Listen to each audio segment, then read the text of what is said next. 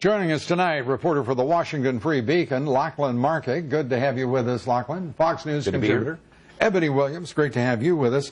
Lachlan, let's start with you. Trump pushing through, 20 points ahead of his nearest rivals in South Carolina. And half of that poll was surveyed after his remarks against Muslims' entry into the United States for a period of time until we, as he put it, figure out what's going on. Your reaction?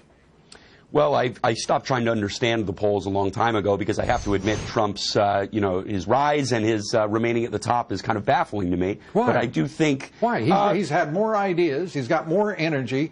He's working harder than anybody else. What's so tough to figure out about that? And you've got a bunch of, frankly, at least half the field are a bunch of dullards. Well, and, obviously he's getting more earned media than any other candidate is getting paid media. John Kasich said today he would be at 40% if he got Trump's free media. Do you agree? No. Definitely not. It's clear that Trump has brought something to the race that no one else has brought, and really that no other presidential candidate in recent memory has brought. So, I don't want to blame it all on the media or give all the credit to the media, depending on how you look at it. But I did think that some of his more sort of outlandish comments would have put a dent in his support by now, and I admit that I was wrong. Lou, if I can help out 1 second here, I think I can identify what he has tapped into. Are you helping me or are you helping Lachlan? Well, I'm helping America, Lou. No, here we go, right?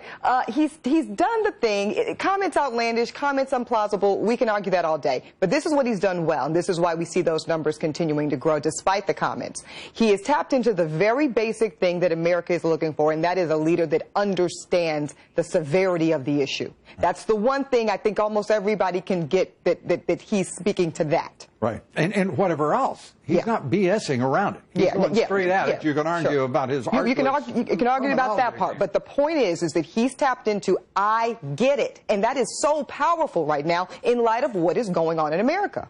The Washington Post, Lachlan, wanting the Republicans to renounce the candidacy of their front runner. And by the way, we both know that the establishment Republicans and the Democratic leadership would give anything to kill his candidacy. It's not going to happen, is it?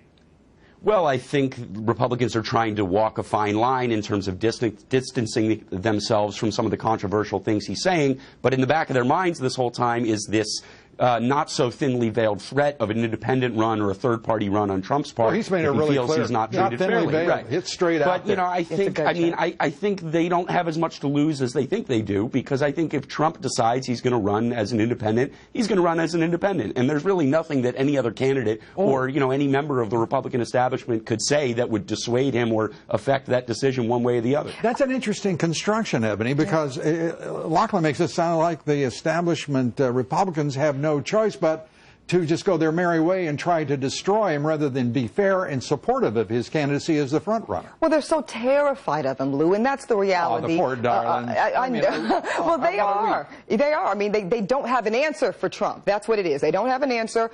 They know that. And quite frankly, Trump is not running as a Republican. I mean, that's just the reality. He's running as Donald Trump. He's a brand that supersedes that of the Republican Party. He knows it and they know it, and that's the problem, as they see it. As they see it.